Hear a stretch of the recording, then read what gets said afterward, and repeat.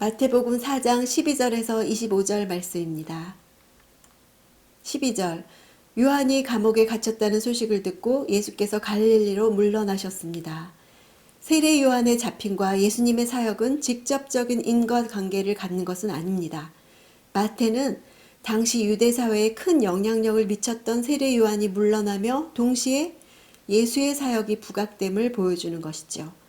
15절 16절 스불론 땅과 납달리 땅이여 호수로 가는 길목 요단강 건너편 이방 사람의 갈릴리여 어둠 가운데 살고 있는 백성이 큰 빛을 보았고 죽음의 그림자가 드리운 땅에 앉아있는 사람들에게 빛이 비쳤다.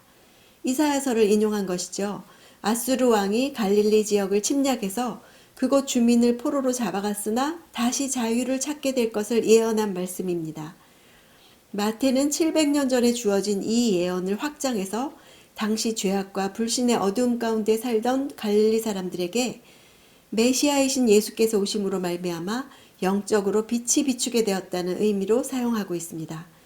어둠 가운데 살고 있다는 것은 불신앙과 불경건과 부도덕으로 하나님의 생명에서 떠나 계속적으로 비참한 운명에 처해 살고 있는 갈릴리 지역 주민들의 상태를 보여주죠. 스불론 땅, 납달리 땅, 호수로 가는 길목, 이방인들이 주로 살았던 갈릴리, 지명 하나하나마다 말씀을 이루십니다. 내가 떠나야 할 곳, 내가 살아야 할 곳이 모두 말씀을 이루시는 하나님의 계획 안에 있습니다. 예수님은 물러나셔서 아무 일도 안 하신 것이 아니라 힘들고 어두운 땅으로 가신 것이지요. 예수께서 가버나움에 사심으로 그곳 사람들에게 빛이 비춰졌습니다. 내가 있는 환경에서 순종할 때 어둠과 죽음의 땅에 있는 사람들에게 이 예수의 빛이 비춰진다는 것을 믿습니까? 그것이 하나님의 말씀을 이루는 인생입니다. 복음은 흑암과 사망의 땅을 비추는 빛이십니다. 예수님이 물러가셔서 안 계신 것 같은 상황에도 하나님은 아무 일도 안 하시는 것이 아니라 어둠 가운데 빛을 비춰주신다는 것을 믿습니까? 17절 그때부터 예수께서 말씀을 전파하기 시작하셨습니다. 회개하라. 하늘나라가 가까이 왔다.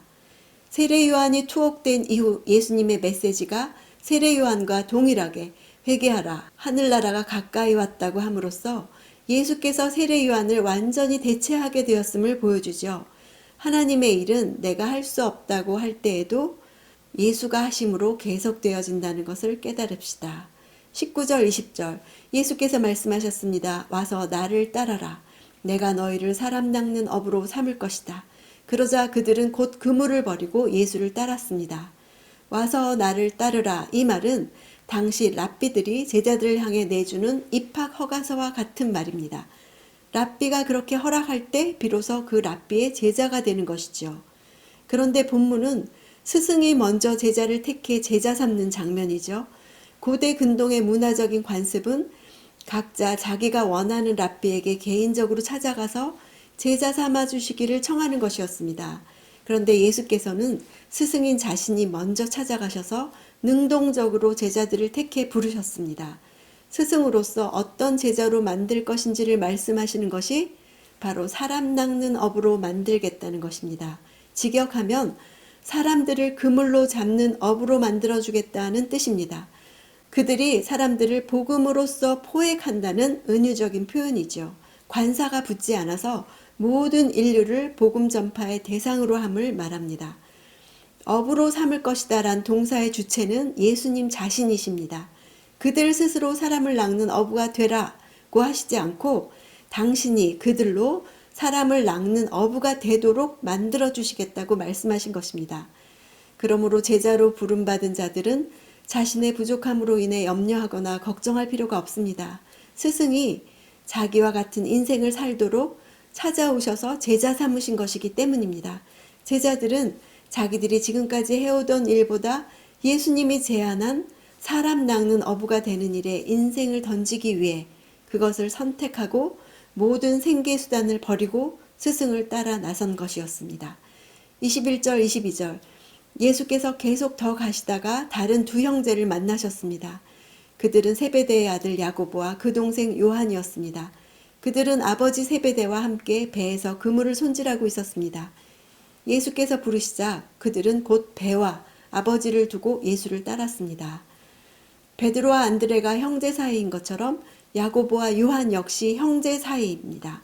마태는 베드로와 안드레의 아버지는 소개하지 않은 반면에 야고보와 요한의 아버지는 소개하고 있지요.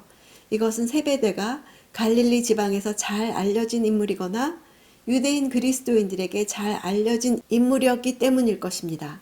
요한복음을 보면 실제로 그는 예루살렘에 따로 집이 있었고, 마가복음을 보면 휘하에 사꾼들도 있었던 부자였습니다. 그의 부인 살로메가 예수를 추종했던 것으로 보아 그도 역시 예수의 사역이나 초대교회에 많은 도움을 주었던 것으로 추측할 수 있습니다. 그물 앞에는 인칭 대명사가 붙어서 그들의 그물로 세베대가 소유하고 있는 그물이라는 것을 뜻합니다. 아버지와 함께 배에서 그물을 손질하다가 배와 아버지를 두고 예수를 따른 것을 볼 때 그들은 가업을 버리고 예수를 따른 것을 알 수 있습니다. 예수께서 부르실 때 즉시 그들이 따른 것은 그들이 예수에 대한 소문을 듣고 알고 있었던 것이 분명합니다. 스승이 제자들하고 부르는 부르심에 가업까지 버리고 따랐다는 것은 지금까지의 직업의 포기이며 살아왔던 삶의 부정을 뜻하지요. 예수께서 회개하라, 하늘나라가 가까이 왔다고 외치신 하늘나라를 세우는 일에 헌신하겠다고 결단한 것이었습니다. 23절, 예수께서 갈릴리 지역을 두루 다니시며 회당에서 가르치시고 복음을 전파하시며 사람들의 모든 질병과 아픈 곳을 고쳐주셨습니다. 예수께서 제자들을 부르시고 스승으로서 하신 일들을 묘사하지요.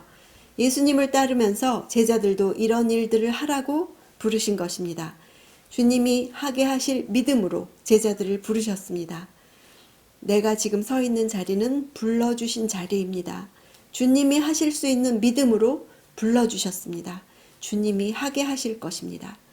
24절, 예수에 대한 소문이 온 시리아에 퍼졌습니다. 그리하여 사람들이 병을 앓는 모든 사람들을 예수께 데리고 왔습니다. 그들은 온갖 질병과 고통으로 괴로움을 당하는 사람들, 귀신 들린 사람들, 간질병에 걸린 사람들, 중풍에 걸린 사람들이었습니다. 예수께서 그들을 고쳐주셨습니다. 어떤 사람들이 예수께로 왔죠? 사람들이 예수께로 데리고 왔을 때 이끌려온 사람들은 병을 앓는 사람들이었습니다. 병으로 인해 예수께로 와서 고침을 받았습니다. 교회의 모습이 이와 같지 않습니까? 내가 병이 있기 때문에 예수 앞으로 이끌려 나오는 것이 회복되는 길입니다. 병에서 놓여나는 길입니다. 내가 병들었다는 것을 인정하면 하나님이 고치십니다. 내 힘으로 어쩔 수 없는 문제로 인해 예수께로 나오는 것이 복입니다. 우리 자녀들도 갈급해서 간절해서 주께로 이끌려 나오기를 원합니다. 오늘 우리가 기도 가운데 예수님 앞으로 데리고 나오는 영혼들이 병으로 인하여 어려움으로 인하여 예수님을 만나게 되기를 간절히 기도하는 날 되기를 원합니다.